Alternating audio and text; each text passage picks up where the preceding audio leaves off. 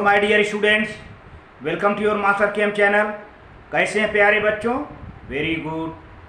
तो आज मैं Amla Shankar Yadav master chem channel की तरफ से IIT, JEE and NEET foundation के बच्चों के लिए वीडियो लेकर आया हूँ।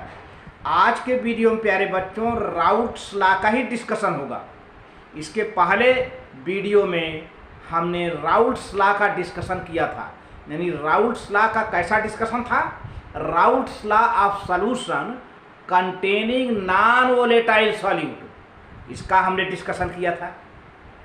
लेकिन आज के वीडियो में हमारा डिस्कशन होगा routes law for solution containing volatile solutes.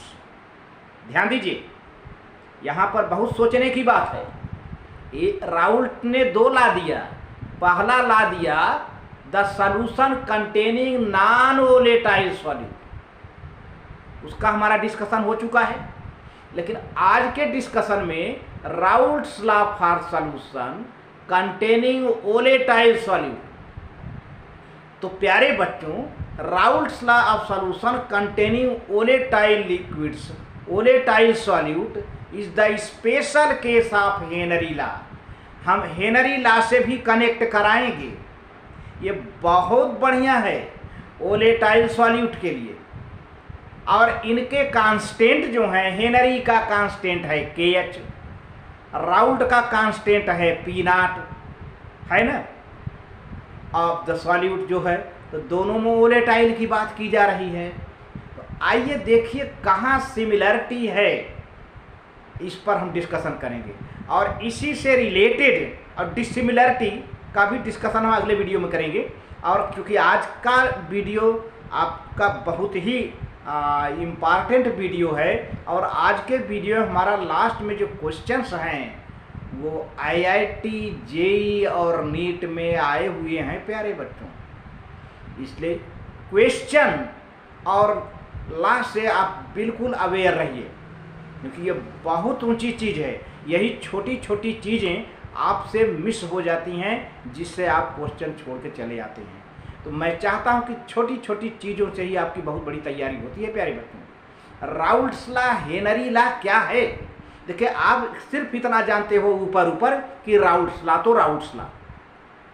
आपने गहराई से ये नहीं देखा कि Raoult's law of solution containing non volatile solute. और फिर वहीं आप ये जरूर पढ़िए कि Raoult's law of solution containing volatile solute, और इसी को कनेक्ट कर दीजिए हेनरी लॉ से, है ना। तो हेनरी लॉ का डिस्कशन हमारा हो चुका है, हेनरी लॉ का डिस्कशन हमारा हो चुका है। लेकिन यहाँ पर थोड़ा सा आपको देखने को मिलेगा। तो चलती हैं, देखते हैं। हाँ तो प्यारे बच्चों, Raoult's law for solution containing volatile solute आज के डिस्कशन में है।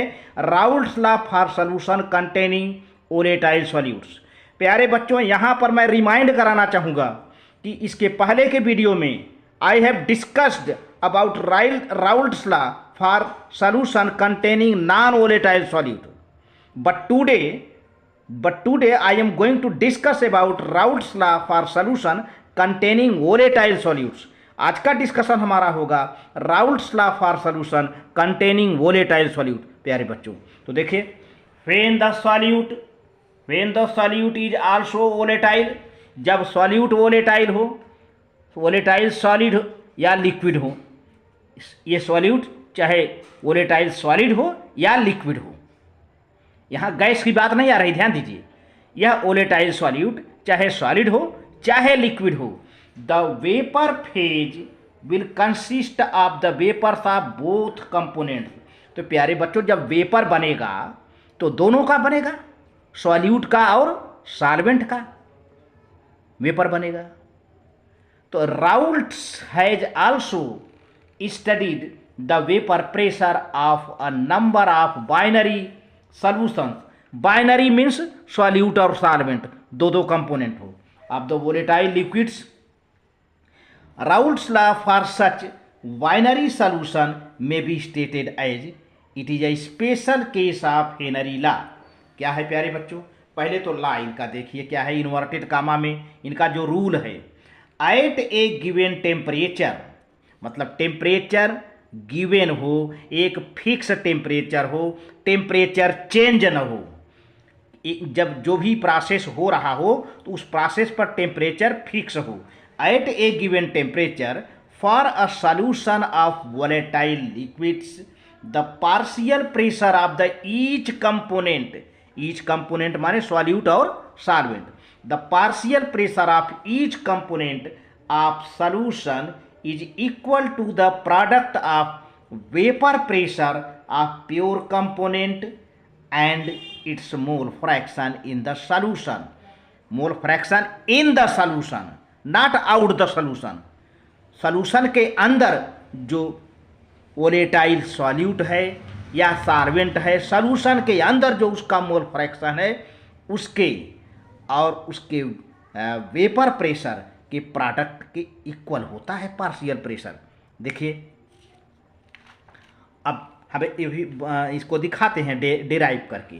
मान लीजिए let a binary solution consist of two volatile liquids.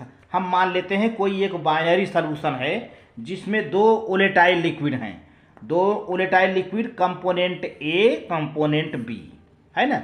और हम मान लेते हैं if P A and Pb are the partial pressures of the two liquids A and B।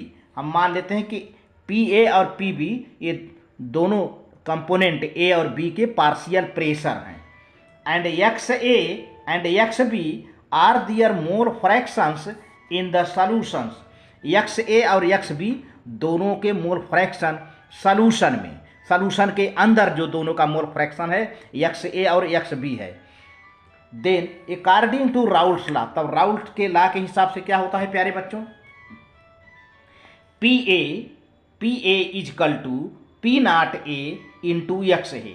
तो पी ए क्या है प्यारे बच्चों, पार्शियल प्रेशर है। पी नॉट क्या है, vapour pressure in pure state. A के जब ए प्योर में था तब उसका वेपर प्रेशर था। अब पी ए क्या है, इसका पार्शियल प्रेशर है ए का। तो पी ए मान लीजिए कंपोनेंट ए का P A is the partial vapour pressure equal to P not A into X A, where P not A vapour pressure of pure component A. उसी तरह से पी बी यानी partial vapour pressure, partial pressure कहिए तो partial vapour pressure of component B is equal to P naught B into X B, where P naught B vapour pressure of pure component B. प्यारे बच्चों तो अब हम दोनों को जोड़ देते हैं, टोटल वेपर प्रेशर मिल जाएगा। Total vapour pressure of the solution P A plus P B यानी partial vapour pressure of component A plus partial vapour pressure of component B. तो इसकी वैल्यू रख देते हैं प्यारे बच्चों। पी ए का वैल्यू क्या है, P not A into X A plus P naught B into X B.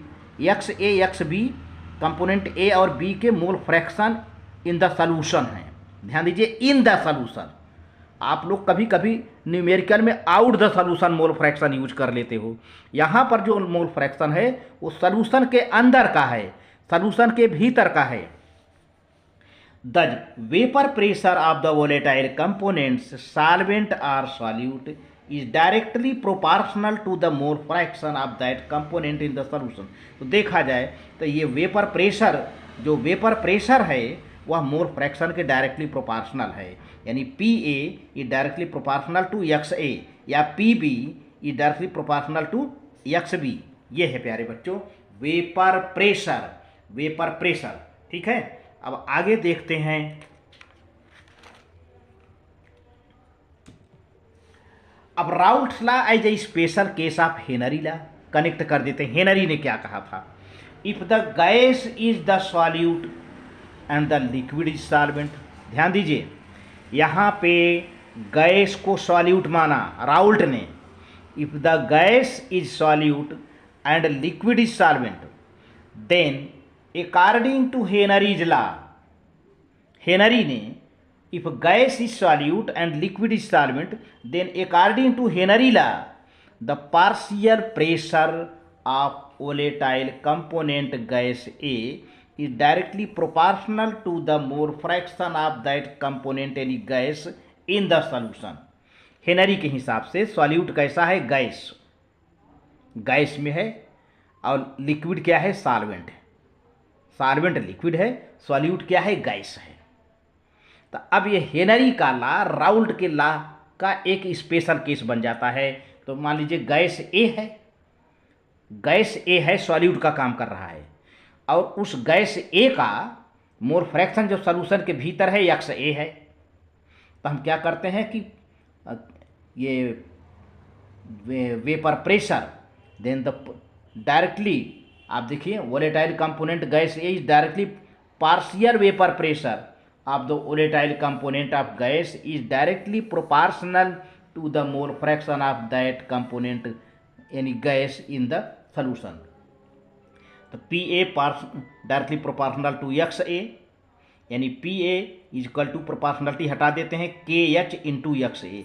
अब यहीं पर समझना है, यहाँ पर KH के जगह पर राउल्ट ने क्या लगाया था, कांस्टेंट P नॉट, है ना, P नॉट ए या P नॉट बी जैसा कंपोनेंट रहा होगा, और हेनरी ने क्या कांस्टेंट लगाया, KH। तो where Pa is partial pressure of the gas, Pa क्या है, गैस ए का पार्शियल प्रेशर है Pa, gas A, KH is Henry constant, XA is the mole fraction of the gas A in the solution. आपको काफ़ी समझ में आ गया होगा। यही जो KH है उसके जगह पर राउल्ट ने P नॉट ए रखा, अगर A कंपोनेंट है तो, अगर B कंपोनेंट है तो P नॉट बी रखा था। लेकिन यहाँ पर हेनरी ने ऐसा कुछ नहीं किया, उन्होंने KH रख दिया, उन्होंने KH जिसका नाम हेनरी कांस्टेंट है, और यह KH P नॉट ए या P नॉट बी के काफ़ी सिमिलर है। तो the Raoult's law and Henry's law becomes identical except that their proportionality constant. तो देखा जाए कि राउल्ट्स लॉ और हेनरी लॉ एक दूसरे के काफ़ी आइडेंटिकल हैं, काफ़ी सिमिलर हैं, केवल प्रोपोर्शनलिटी कांस्टेंट को छोड़ करके। प्रोपोर्शनलिटी कांस्टेंट हेनरी का दूसरा है, राउल्ट का दूसरा है। तो except that their proportionality constant are different, P naught A is the proportionality constant for the Raoult's law. तो मैंने अभी भी बताया कि राउल्ट के लॉ में क्या है, P नॉट ए कांस्टेंट है या P not be, and KH is the proportionality constant for Henry law. ये है प्यारे बच्चों। तो अब देखिए, आप इस तरह से अब आप किधर चल रहे हैं, न्यूमेरिकल के तरफ धीरे धीरे। तो Henry law is sometimes obeyed even liquid solutions. कभी कभी देखा जाए तो कुछ लिक्विड सॉल्यूशन भी हेनरी लॉ का पालन करते हैं, हेनरी लॉ का ओबे करते हैं।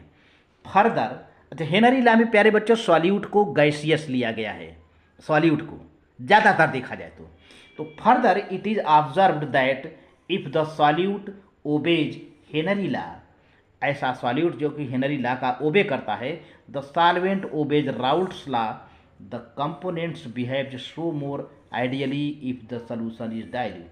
तो देखा जाए तो सॉल्यूट हेनरी लॉ का ओबे करता है और सॉल्वेंट राउल्ट्स लॉ को ओबे करता है। तो ऐसे सॉल्यूशन काफ़ी आइडियली होते हैं, और विशेष तौर से डाइल्यूट सॉल्यूशन का। तो dilute solution are more closely follow the Henry law and Raoult's law. Dilute solution को देखा गया है कि ज़्यादातर ये राउल्ट लॉ और हेनरी लॉ का ओबे करते हैं, पालन करते हैं।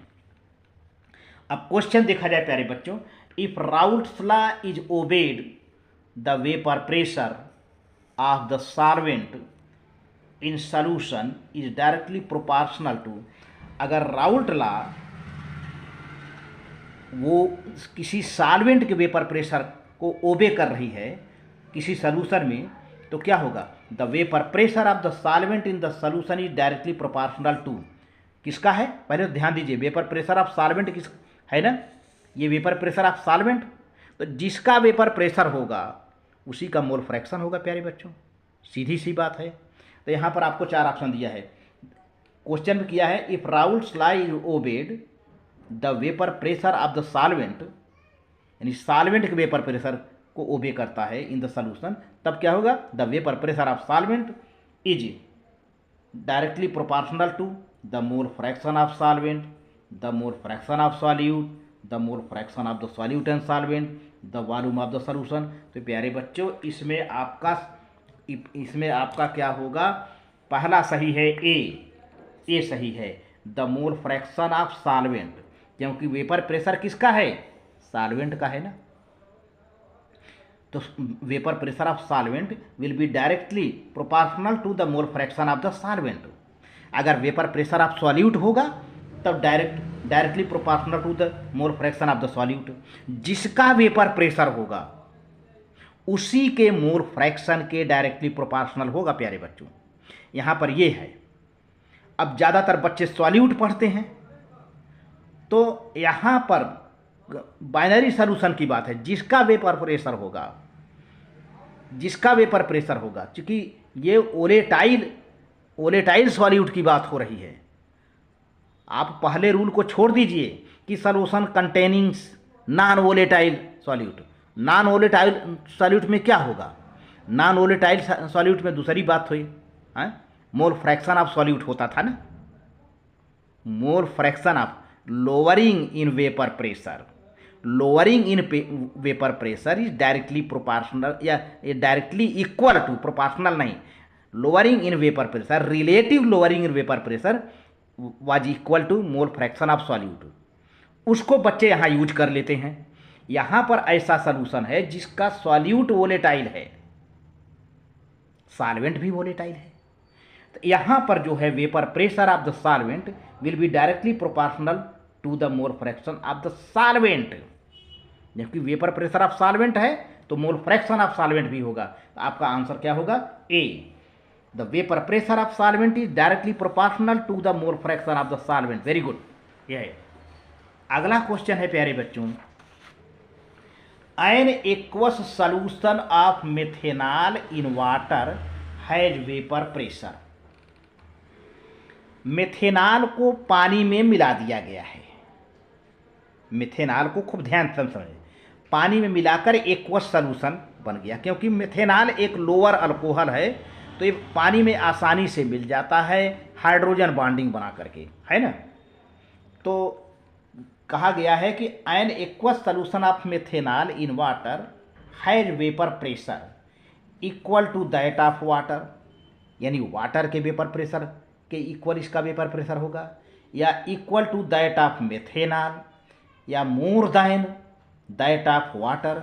तो प्यारे बच्चों यही आपका सी आंसर सही है, more than that of water. होता यह कि ये मेथेनॉल जो है पानी में जब रहता है तो पॉजिटिव डेविएशन करता है, पॉजिटिव डेविएशन शो करता है।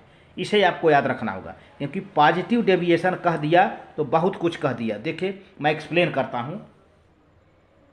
आपका आंसर सी है, more than that of water, because N aqueous solution of methanol shows positive deviation from Raoult's law. आप इस लाइन को देखिए, मैं अंडरलाइन कर दे रहा हूँ। Aqueous solution of methanol shows positive deviation from Raoult's law. तो पॉजिटिव डेविएशन का मतलब होता है कि more than water, the escaping tendency of molecules of methanol in aqueous solution is greater than pure methanol। प्यारे बच्चों, जब मेथेनॉल प्योर था तब उसका वेपराइजेशन कम हो रहा था, लेकिन अब ये वाटर के साथ आ गया